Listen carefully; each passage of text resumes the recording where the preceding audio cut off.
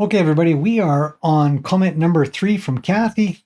Thank you very much, Kathy, for giving me these questions. If you haven't seen the other one, I'm going to link that below, but Kathy has asked a few questions, and this one's linked to that. This is part 2 of my exercises with Little Mocha, and although I can't remember everything I did in this video, I'm going to try to give my opinion on these questions that she's asked about it. In relation to the last video I did, she's got a comment for that. So if you don't know what that is, check out the last video. So she says, I wanted to clear up a comment I'd asked if you might eventually have her go around you a couple times, that you should give space so she doesn't actually run into you. I didn't suggest lunging.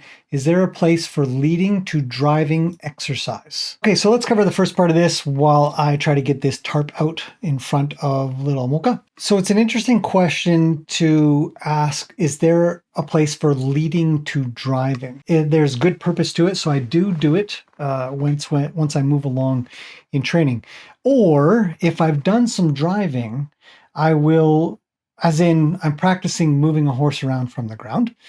And then what I do from that point is if they start to lose it, they start to get a little bit worried, I've done too much, I might just leave, and then I'll lead them out away from, I'll have them follow me. So that's a draw exercise. So we'll go from a drive to a draw. And then the place that we would get to if we did sort of that draw or lead into a driving exercise, if we wanted to kind of switch gears. So maybe we were taking a walk, and I think I probably showed it here. That's probably why it's being asked. Let's move ahead a little bit. And I'm on the tarp. So I'm trying to lead her onto the tarp here.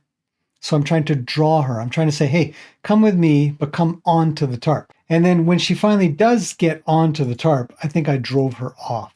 Okay, so in this part of the video, I'm trying to drive her onto the tarp. And everything about this is quiet work. So I'm trying to get her to draw to me here. Now I'm trying to drive, and it's quiet work. But I'm also using a little bit of energy to draw forward. So there, I drive to say, no, I don't want that.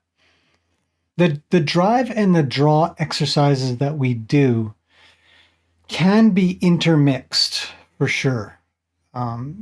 So there are cases for it when you have drawn a horse to somewhere and now you want them to leave, but you don't want to leave. This could be actually quite a few cases now that I think about it. You could have brought your horse up to go talk to somebody, and then they start kind of coming forward and you say, no, just, go out a little bit and leave a little bit. That could be a drive. That could be a sort of a push away.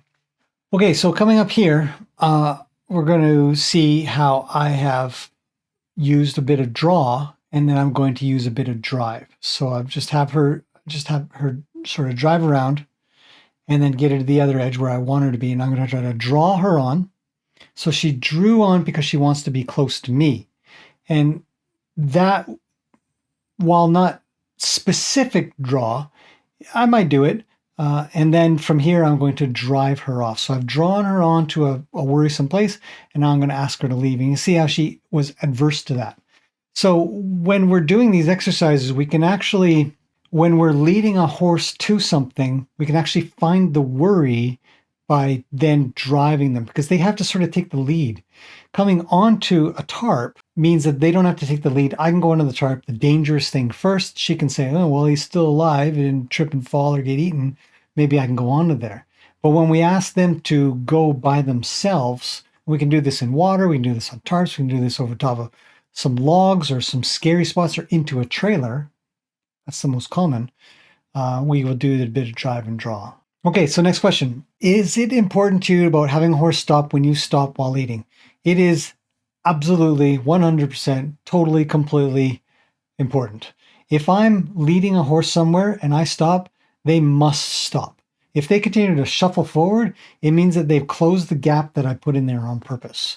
So when I'm leading a horse around and I want them to come with me, I don't expect them to go slower. I don't expect them to go faster. I expect them to match feet with me.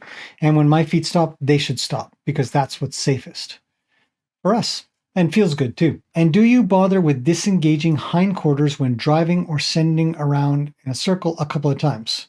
So I covered this in the last video about sending a horse around in circles. I rarely do it, but if I do it, I'm not thinking about disengaging hindquarters. I don't want the hindquarters to, as they refer to, disengage. What I want is I want to draw the nose. If I'm having them stop on a circle and I say, hey, can you pay attention to me? Their body is going to square up to me. It's just by chance, by the biology and the physics, the physiology of the horse, that their butt has to swing another way.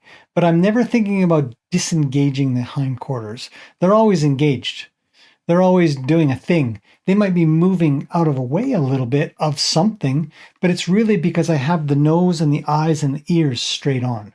I have the full trust of the horse, essentially. So I don't really think about that point. And I know a lot of trainers do. I know that it's been drilled into people through a few trainers that made it a thing to do these things, but I don't have a lot of use. What I have more of a use of is saying, hello, I need your attention. Please look at me. And when they do that, they must swing their hindquarters because their front end is full on attention. So my thought isn't about, can I get those hindquarters to do a thing? My thought is more, can I get that face to do a thing? Can I get those thoughts to do a thing? And the rest of the body just follows. They say that if a horse can do that, they give up their ability to flee.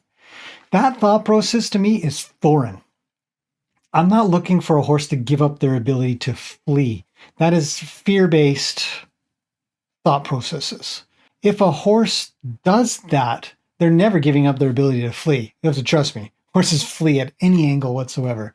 But what we're thinking of doing is having them draw to us, is having them come be with us, is having their thoughts with us.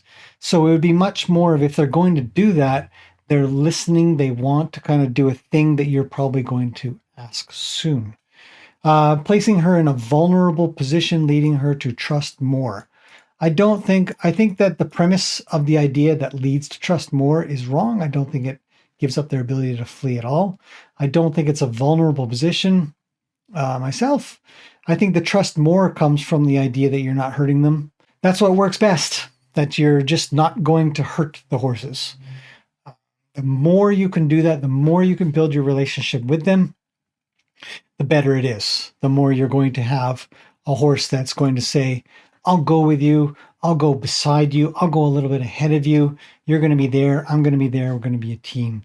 So I think that the more that we keep teaching them that, and we keep pushing them through problems, the more that we can get them to be in positions that place their safety a little bit more in our hands than theirs. A little bit more of the trust of our opinion or impression or understanding of the situation above theirs, and then they can just doze off. I mean, Luke is the best example of that. He tunes out all the time, so much so that he'll just fall asleep next to me knowing that I'm just going to manage the world around us. And that's what we're looking for. So hopefully that helps, and I'll see you guys in the next one. We got one more to go.